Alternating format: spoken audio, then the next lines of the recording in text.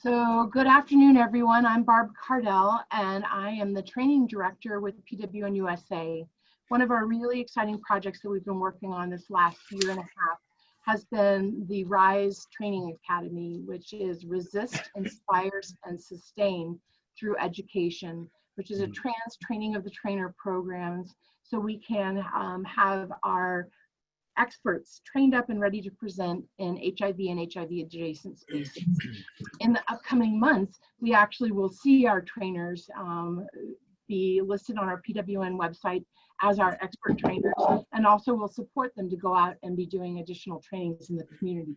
This is their final project, and we have Keleka, who has bravely decided to go first.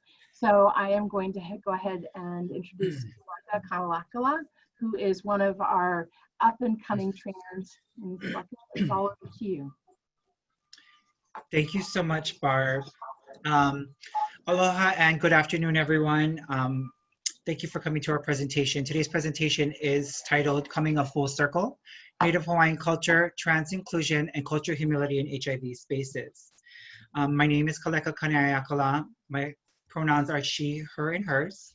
I am one of the RISE Academy students, and I'll be your presenter for today. So before we get started into our presentation, we want to go ahead and we want to thank our organizers and our partner organizations. We want to thank Ms. Araya Lester, who is the Deputy Director for our Transgender Strategy Center, and Bob Cardell, who is our PWN Training Director. I want to give you a warm thank you for allowing me to be in this space and allowed to present this, my words of wisdom today. So as we got together and we started to form what our presentations were going to look like, I was a little bit stuck and there was a direction that I wanted to go to. And then Araya had kind of put a nugget in my mind and I had kind of sat and chewed on that. So when I sat with Barb, and we talked about what we were going to do and how we were going to create this, I looked at the purpose of this training and I wanted to talk to everyone about how trans is normal and how and understanding trans and how it is being normal in Native Hawaiian culture, how it was normal for us pre and present colonialism.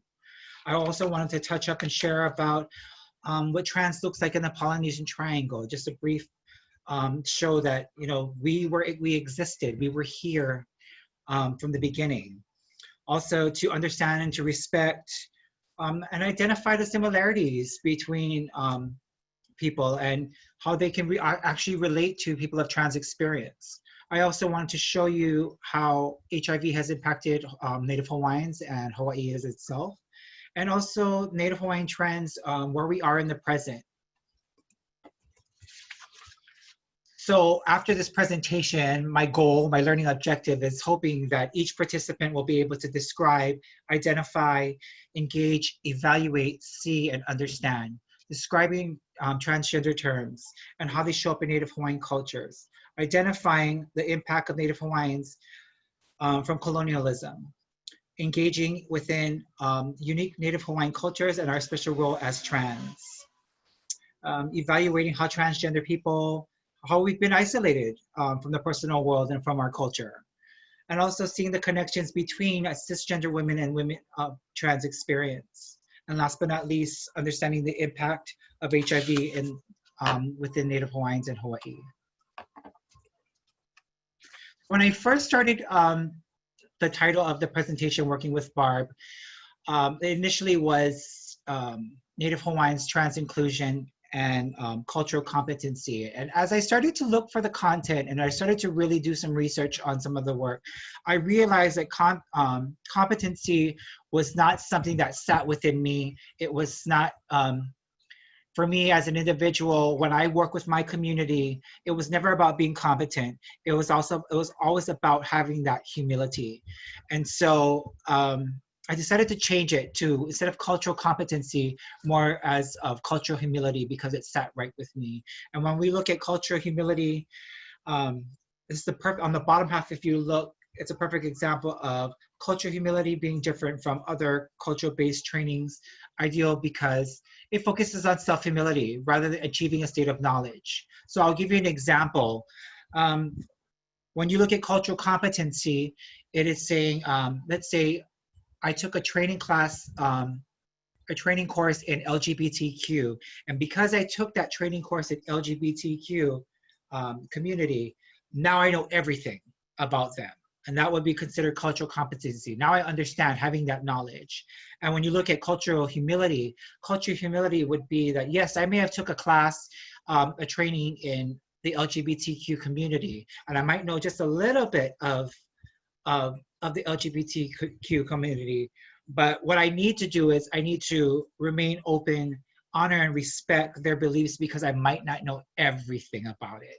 And, you know, something new might pop up, and instead of saying I know everything, I'm going to respect them and honor them and say, I understand what you're going through. I understand. I will remain open-minded because I don't know everything. Do we have any questions before we go ahead and move into our next portion of our presentation? If you have any questions, feel free to go ahead and put them in the chat box. You can also, I will have a question and answers at the end, questions at the end of our presentation, but throughout the time, I'm gonna go ahead and stop and just let you know that if anybody had any questions or inquiring, please feel free to go ahead and unmute yourself. So as we started and we move into this presentation, we always wanna start from the foundation. We always wanna start with the basics, and then we build our way up. And so I thought that we always would start with terms, and we start with terminology, because when we walk into this space, we have to have a better understanding of what we're walking into. And so as we walk into the terms, we start with the definition of transgender. And transgender is of relating or being a person whose gender identity differs from the sex that the person was identified at birth. I'll use myself as an example. Me being a Native Hawaiian trans woman of color, officially when I was born, I was a male, but I identify as a Native Hawaiian trans woman. And so that is definitely a definition of what transgender is being born of one sex and identifying with another sex. Also, we wanted to bring up about the difference of genders. And so I pulled this up from the from TSER, and it was the gender unicorn. And you've seen many different examples of, they have the gender unicorn, the gender gingerbread, the gender rhino. But I like this one the best because this, if you look on the left-hand side, it shows about gender identity, expression, what you're assigned at birth. And then on the right side, it also talks about the biology of your gender, whether it's hormones, genitals, or chromosomes. But when you relate them to Native Hawaiians, we had the man or the boy, we've had the woman and the girl, and we've also had trans. And so when you look at how we looked at relationships as Native Hawaiians with sexual identity, who we were physically attracted to, who we were emotionally attracted to, Native Hawaiians, even though if you were a male, if you were physically, sexually, and emotionally attracted to another male, it was normal for us.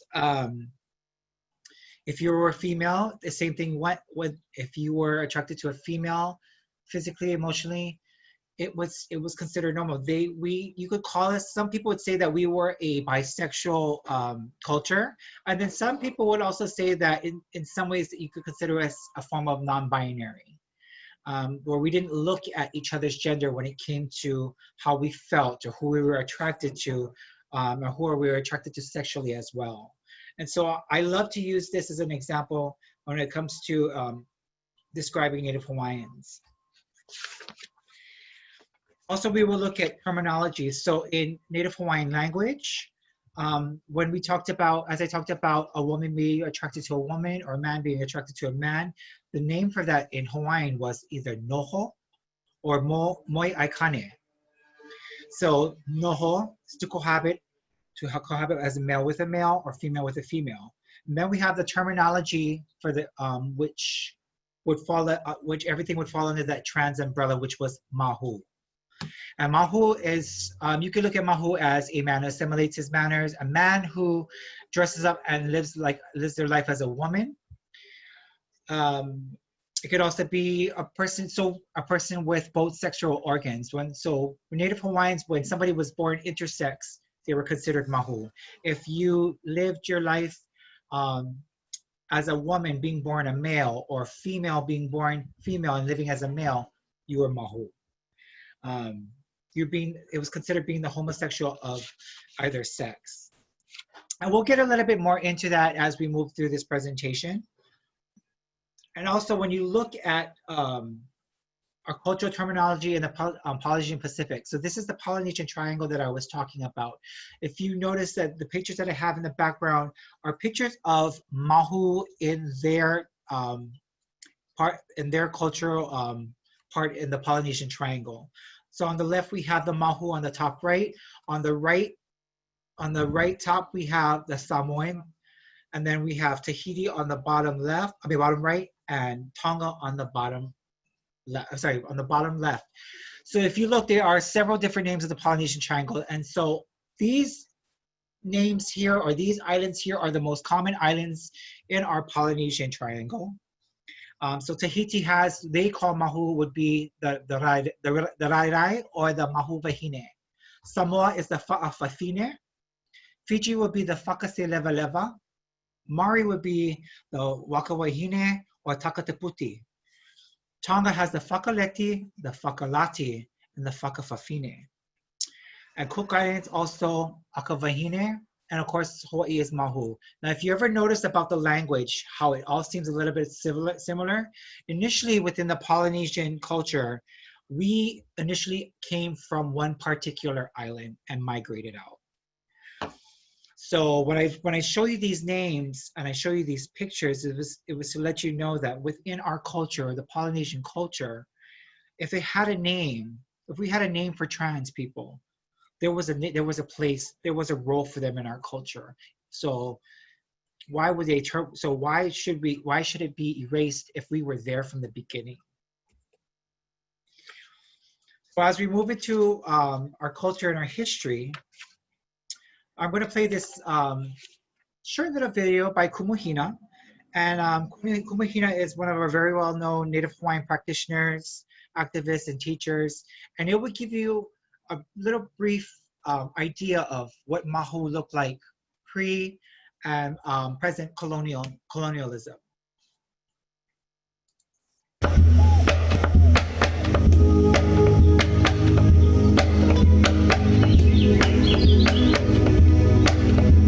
Before the coming of foreigners to our islands, we Hawaiians lived in aloha, in harmony with the land and with one another. Every person had their role in society, whether male, female, or Mahu. Those who embraced both the feminine and masculine traits that are embodied within each and every one of us.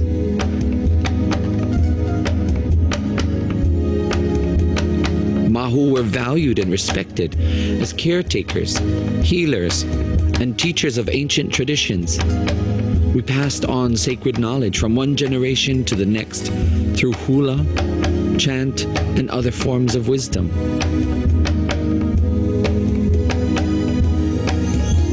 When American missionaries arrived in the 1800s, they were shocked and infuriated by these practices and did everything they could to abolish them. They condemned our hula and chant as immoral. They outlawed our language and they imposed their religious strictures across our lands.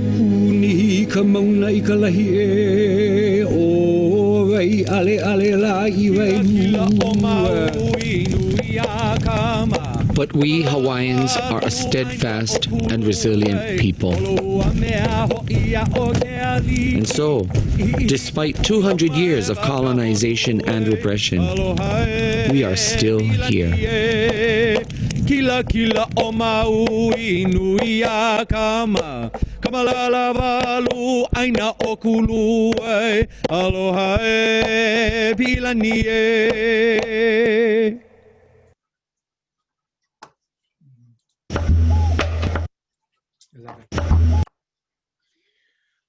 So now as we look at Mahu, and we look at Mahu in Hawaii, after seeing that video, it just shows you where we were from the beginning, and it shows you that we continue to still exist. And we have to always remember that within our culture, that Mahu, it's a cultural thing. It is not something that somebody acts about. It's a part of our life. It's a part of who we are. And in our culture, we are privileged to be Mahu. We are privileged to be of trans, because when they looked at us, we were the connection between the male and the female. And because of possessing both elements of the male and the female, they believed that we were gifted by our ancestors. And so we were part of that fabric of society, and that we had places where we were valued and we were respected, and we became guides, and we became healers. We became also, we were respected as we continued to teach our people and practice and pass on our ancient traditions and the knowledge from generation to generation. And so when you see our roles as Native Hawaiians, as Mahu, you would see us in our monarchy as our right hand to the chief, as a guide and as an advisor. You would see us in the home life as we take care of our kupuna, which is our elders, or we would be taking care of our keiki, which is our children. Those are the roles that were put in place for us from the beginning of our culture. And so we were respected. We were respected as everyone else within the village. And there is no writing in Hawaiian history that ever speaks negatively of Mahus. Hawaiian culture goes to recognize Mahu as us being respected, for being transgender. But there also was a time where Mahu became taboo. And Mahu, with the introduction of Western culture, we'll see in the next slide that this is where us as being in our places we started to have it stripped from us. And so this is actually this is a bit from Reverend Forbes, one of his journals, and it had talked about how when American missionaries came and they did everything to abolish Hawaiian practices, including our Hawaiian language, our hula, and our cultural practices. And as this person stood there in a dress, what they might consider a dress through Western eyes, the only way that he could redeem himself was, through Jesus Christ, would have to change from his ways. And this person looking at him, and it's like they don't know how. And so that missionary is saying that he's having a hard conflict with his pride. It was never a hard conflict with his pride. It was who he was. It was how he lived, and that was all that he knew. And for somebody to come from a distant land and come and to tell me how to live and what to speak and how to dress, when this is all I've ever known, this is a way of my people. It was confusing for them. That was just some of the things that had happened and had led to this ongoing of stripping us from our culture. And so when we look at our next slide, the picture that you see here is the picture of Kamehameha III.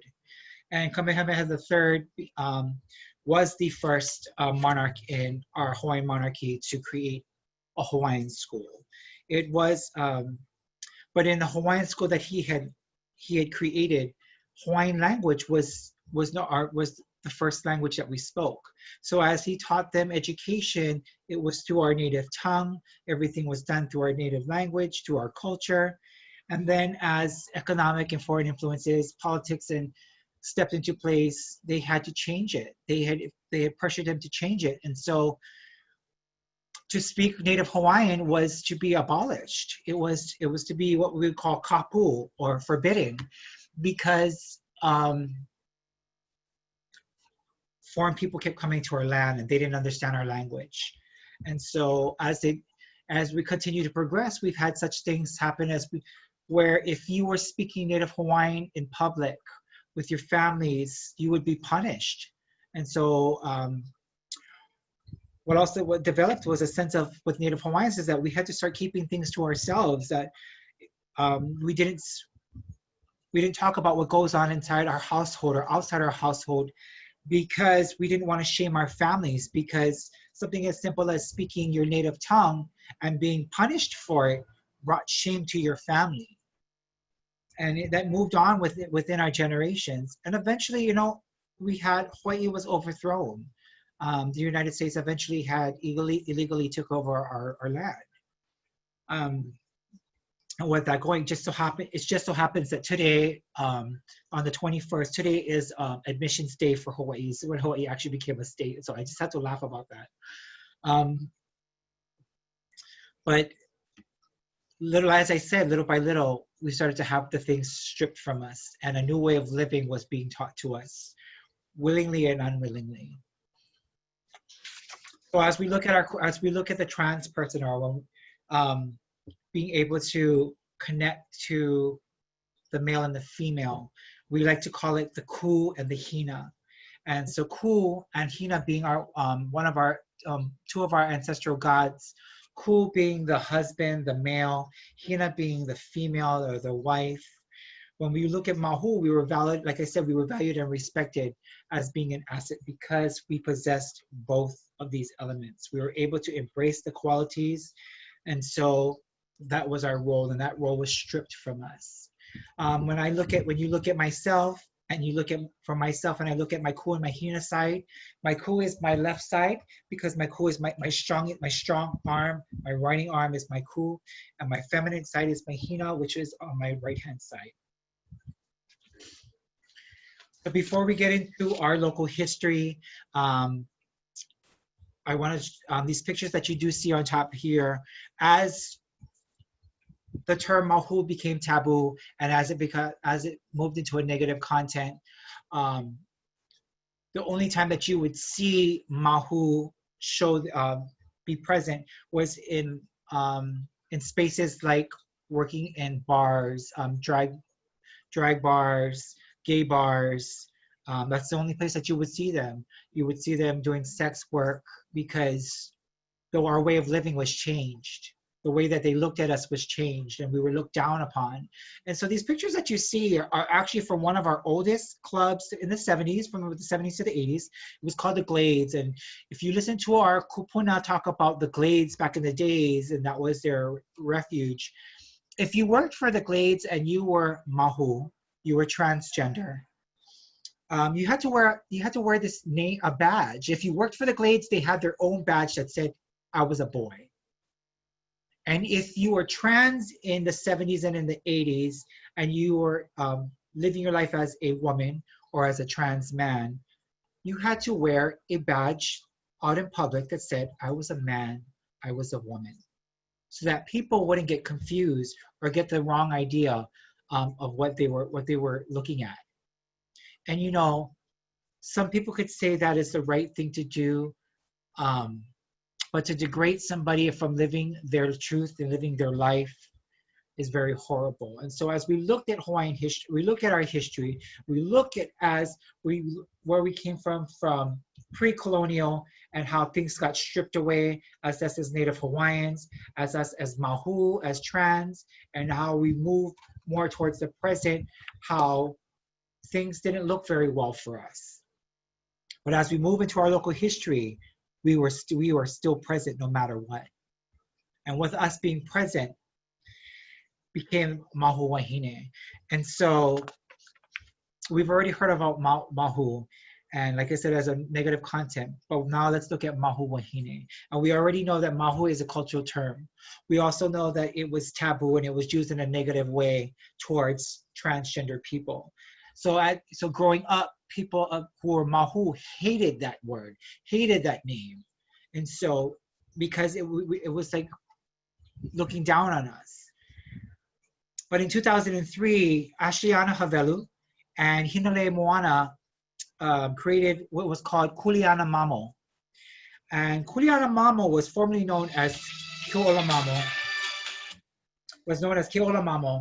And Keola Mamo used to work, it was a nonprofit organization that catered and worked and focused strictly on Native Hawaiian, disenfranchised Native Hawaiian community.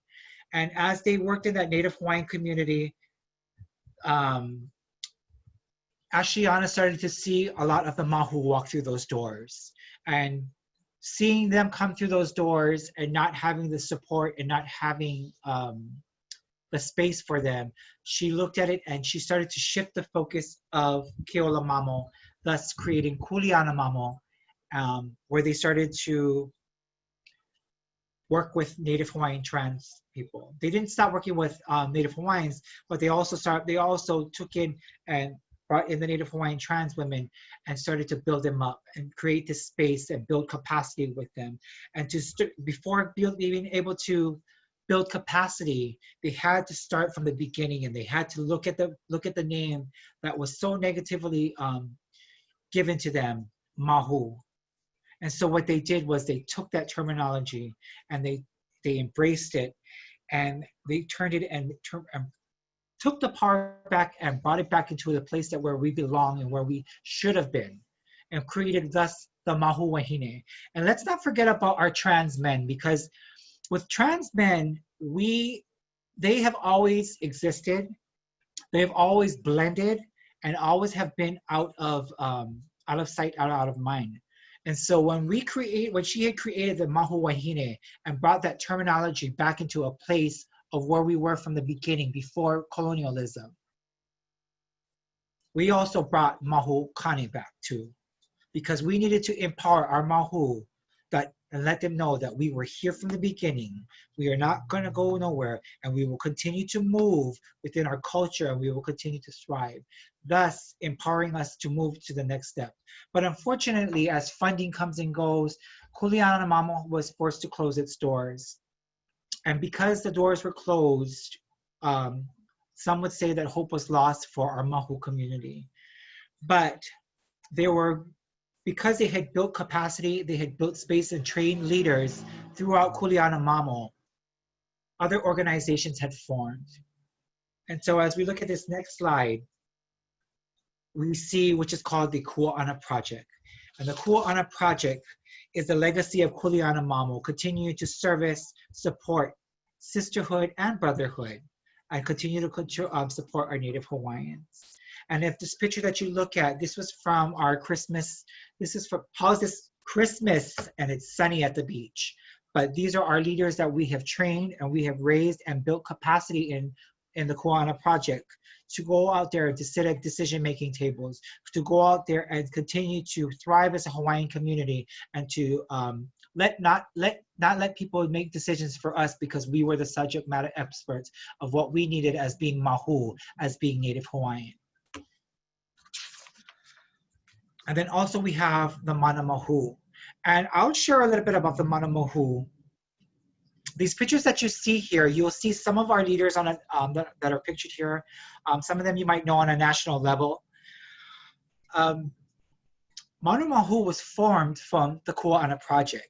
And I don't know if I'm not too sure if anyone had seen that Hawaii was we are going through a very big time, besides a pandemic, where on the mountain of Mauna Kea on the Big Island of Hawaii, Mauna Kea has always been a site for astrology, and so there were several telescopes that were built on that mountain. And so as time progressed, they have built several, and so they wanted to put this 30-meter telescope, up on Mauna Kea.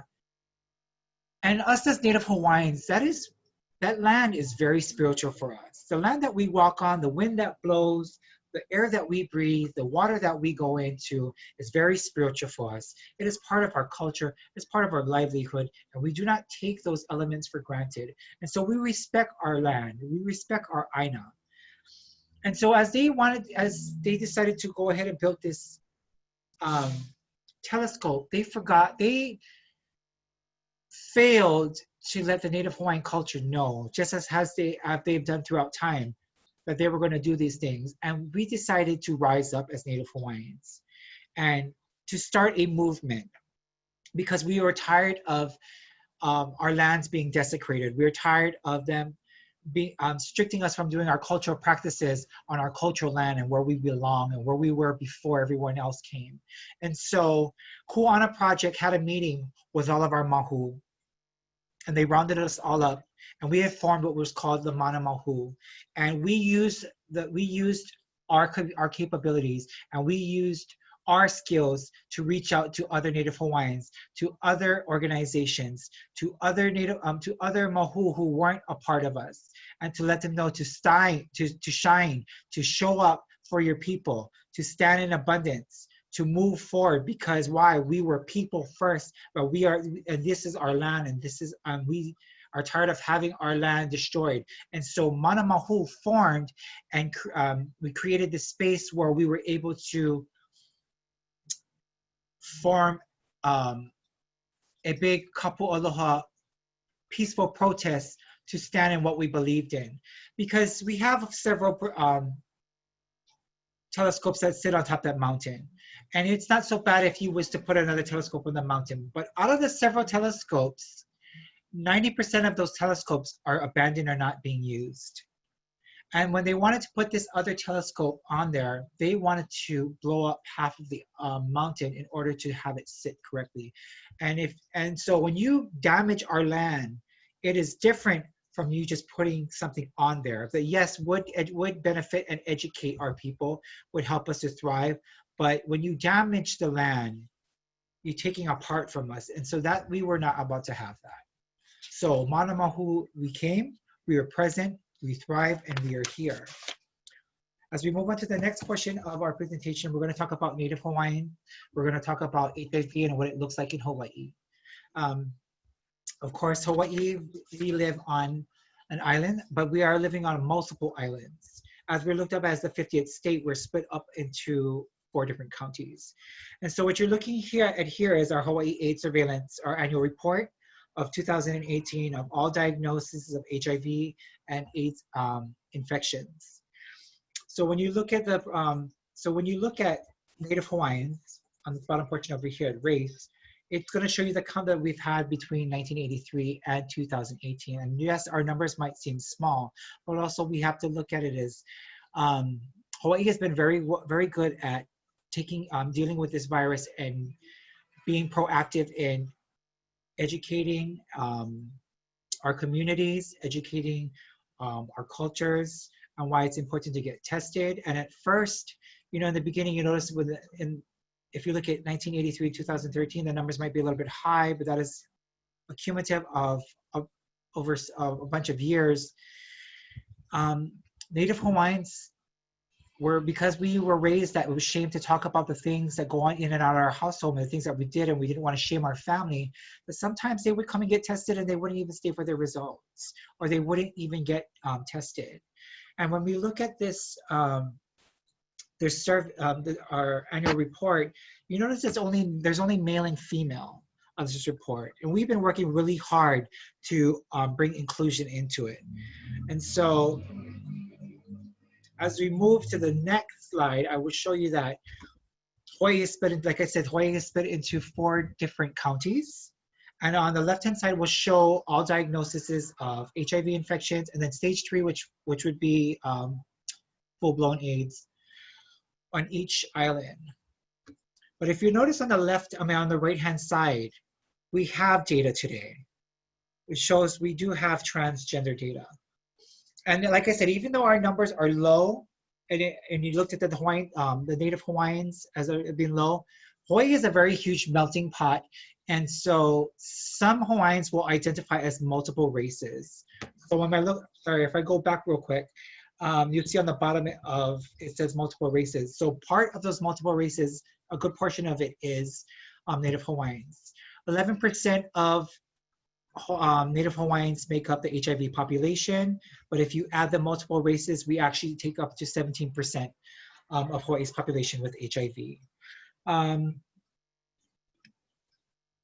Let's see, so as you see, like I pointed out before, we have our Native Hawaiians, and we also have our sex, and our sex will show transgender, and we never had this before. It's because organizations like this that have empowered and built capacity for leaders as myself, we are able to start building data. We're able to start to sit at these tables and let them know that we have data for you. We exist, we are here, and we need to reflect on this because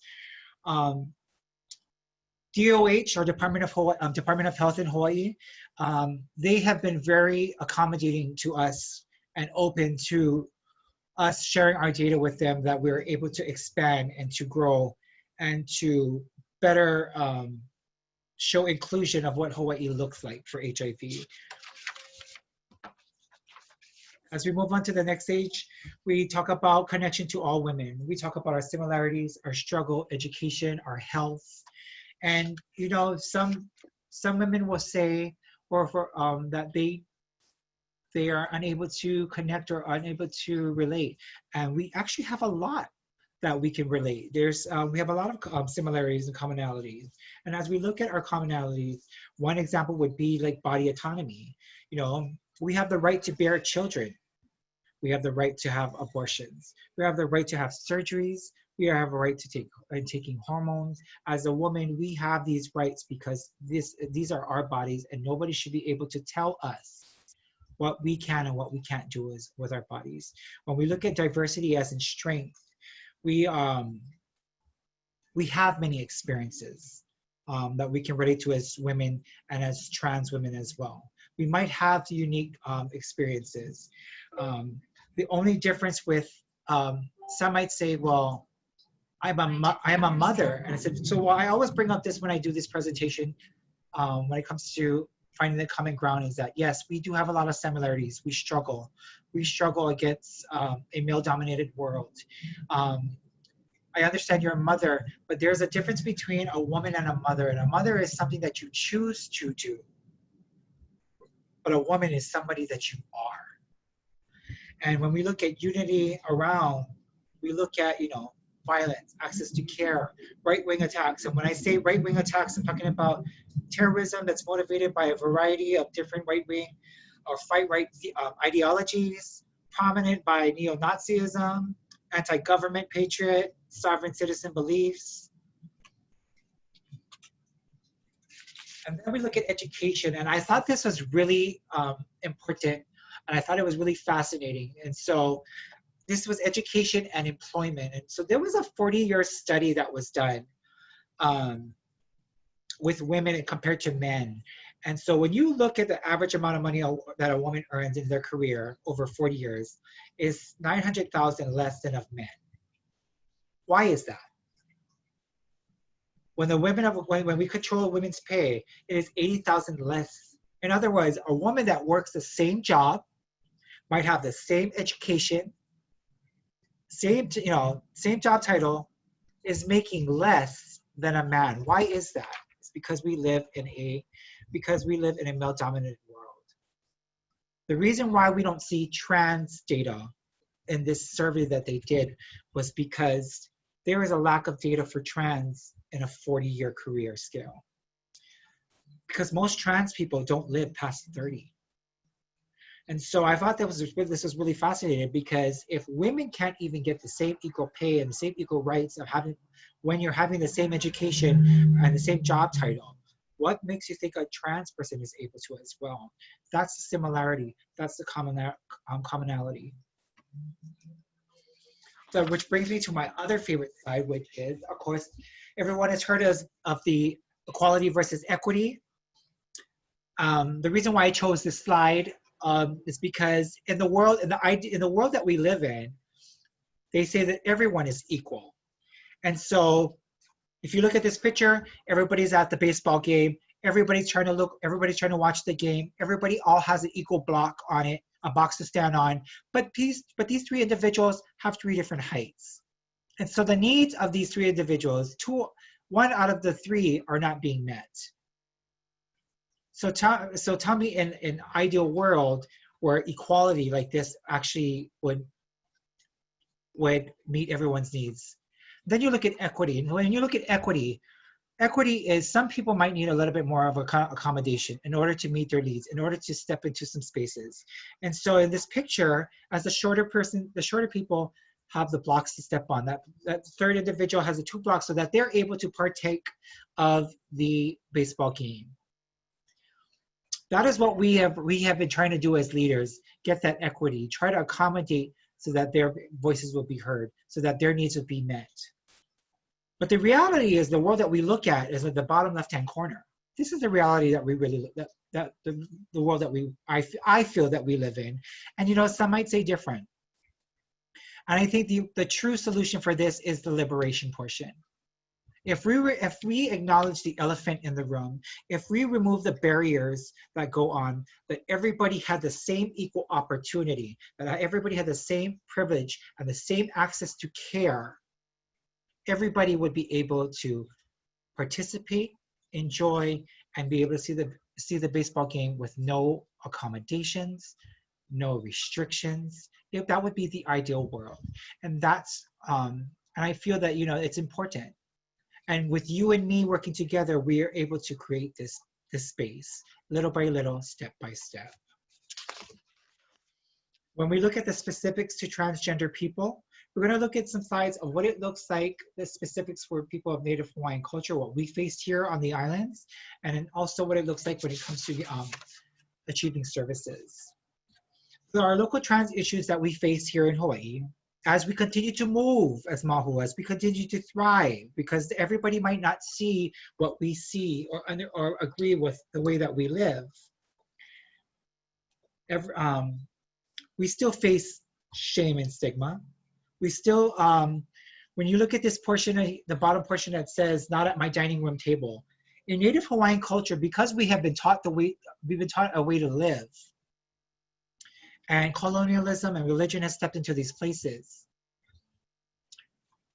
We as a local community know that so-and-so might be Mahu. For some parents, it's okay if so-and-so is Mahu, but not at my dining room table. Jimmy can be Mahu, but you better not be Mahu. And so we still face that in Hawaii. We face lack of knowledge, lack of services. We face risk because we don't have, there's not a lot of access to care for our trans community. With housing, it leads to, with housing, with services, it leads to substance abuse, suicide, lack of support system.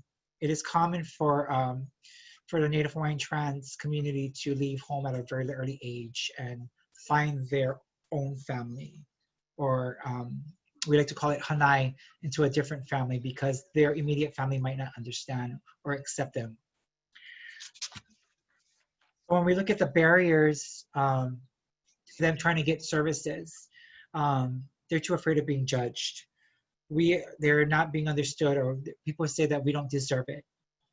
They're not being, or they're not being addressed as, we're not being as we are in the present. We have limited access, uninsured, or there's limited funds in order to support our trans community. Your guilt by association, and of course, lack of training in our LGBT and Q communities.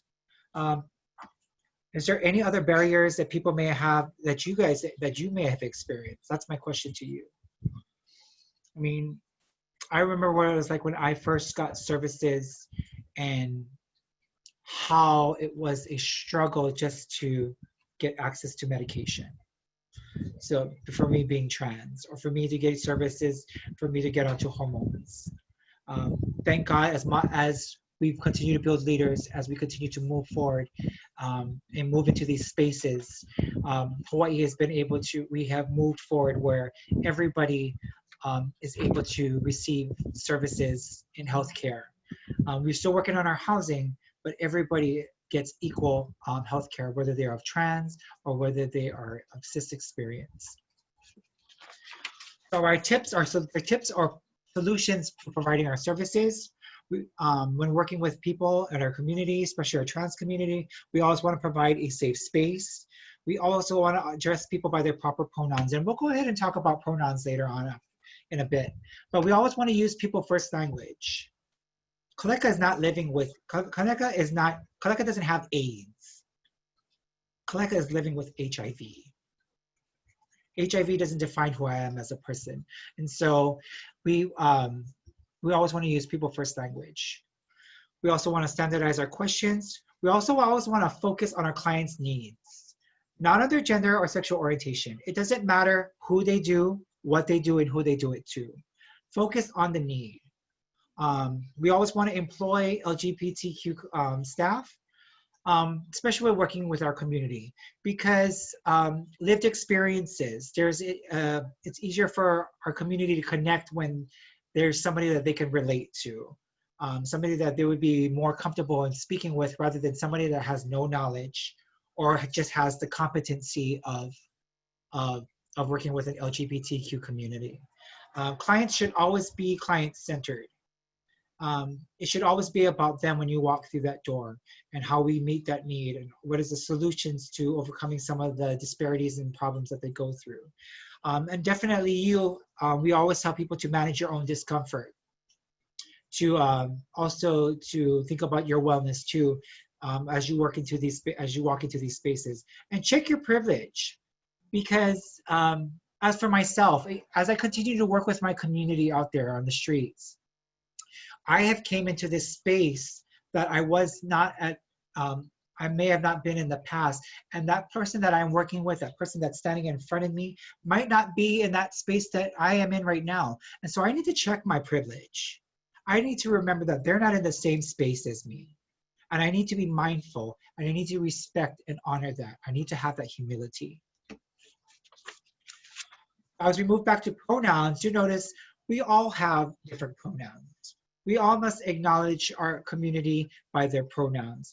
And if you are ever afraid to ask, to not, or if you're ever afraid and you don't know how to approach somebody, just ask them. For myself, I would rather have you ask me what my pronouns are. And as you noticed, when I first started this presentation, I had let you know my pronouns for she, her, and hers. But just ask me. I would rather have you ask me if I had any preferred pronouns rather than you go and you make an assumption that might be disrespectful to myself or hurting to myself. So it never hurts. And if you know any other pronouns that might not be on this list, please feel free to message me. I would love to put this on the slide. I want to acknowledge everybody. Which starts to bring us towards the end of our presentation. As you notice these pictures, we are home. We are back in our rightful places as Mahu. And though the struggle is still there, we have come so far from the beginning, from where we were, where it was stripped, and where we have reclaimed the power and where we're moving. And as Native Hawaiians, we continue to thrive. As our Mana Mahu, we continue to thrive. And so when you look at some of these pictures, what you're seeing is the march for the march that Mana Mahu had put together for the telescope. And it was a peaceful march. And so some of the pictures that you will see is pictures of the whole march within Waikiki. Every Native Hawaiian, or anybody who identified as Native Hawaiian showed up, and it was the Mana Mahu that led the parade from the beginning, that led the protest from the beginning, from one end of Ala Moana, Waikiki, to the other end, where we had our peaceful march and where we gathered and we moved in our safe space. And I just want to thank everyone for allowing me to share a little bit about my culture and my history. If we have any questions, feel free to unmute yourself. I'll be more than happy to answer some of these questions before I go ahead and close out. This is Tana. I have to say, this was awesome. I learned a lot. So thank you. Thank you so much, Tana. First of all, I'm blown away. I really, really am. And when you were doing your presentation, I did have a question. And it was, I guess this is probably like phasing out, but when you were saying that you made some point, and I made a point in the chat that that's violent, right? It was violent. And I'm wondering if like the impact those actions from that outside community that imposed themselves upon the Mahu, right? Stripping away their dignity, stripping away their respect. If that caused, and like in the video, there was a shift, right? So it looked like on the video, they were like moving away from what they had known and almost like going into hiding. So was there instances of violence that actually happened as a result of colonialism, which only way I can explain it? So as the end of that video shows that yes, they went into hiding. So as Native Hawaiian Mahu practitioners, a lot of them went into hiding. And if you look at the 60s and the 70s, you started to see where we started to move back into these spaces, and you started to see an interest within the community of Native Hawaiian language, Native Hawaiian culture practicing. And that's where you started to see the Mahu start to slowly but move. But we have to remember with colonialism, because that name was negatively used as a taboo, it wasn't always accepted. It wasn't always accepted in places, whether it was in the educational, with schooling, or was it cultural practices, because we felt, especially within schools, they would allow you to teach these Native Hawaiian cultural practices, teach you about our language, about our people, but you could never talk about Mahu. They excluded it. Gotcha. They excluded it. It was, we will tell you exactly what you could share on, or you're not going to share about it. Mm-hmm. And so yes, it has put a negative taste in a lot of people's mouths growing up. And we've had our share of violence with our trans community, and it is sad. And we see it more within our kupuna. So the generation before me, we've seen a lot of where they have suffered a lot, and that's usually around the 60s and the 70s generation. Mm-hmm. Do we have any other questions? Okay. Wait, there was one in the chat. And I think it was Lori. I think she was asking if are there youth transgender groups in Hawaii? So we have a, so Kuana Project, we could cater to all ages of trans. And with Kuana Project, we have what is called the Napua Alima, which is our elders, the ones that have came before us, and we cater to them. And then we also have, which is we have a younger trans group, and we have built leaders within our younger trans group. But now we don't see, as we have grown throughout history, and as we have evolved and thrived, you see more of our trans girls now getting educated, moving into spaces moving into healthier spaces. So we still provide support for them. We like to call them the beauty blossoms, but they have become so independent within themselves because they've been empowered that they don't have to, that they seek less services from us, because we've moved into a different space.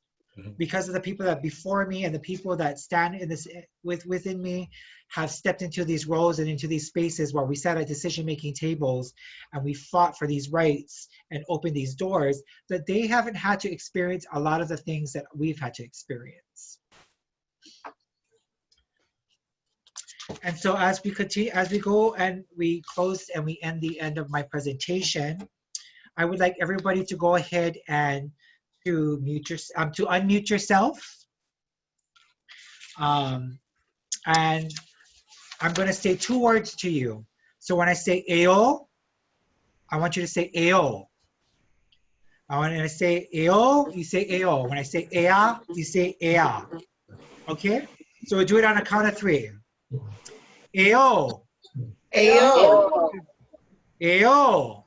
Eo. Ea. Yeah.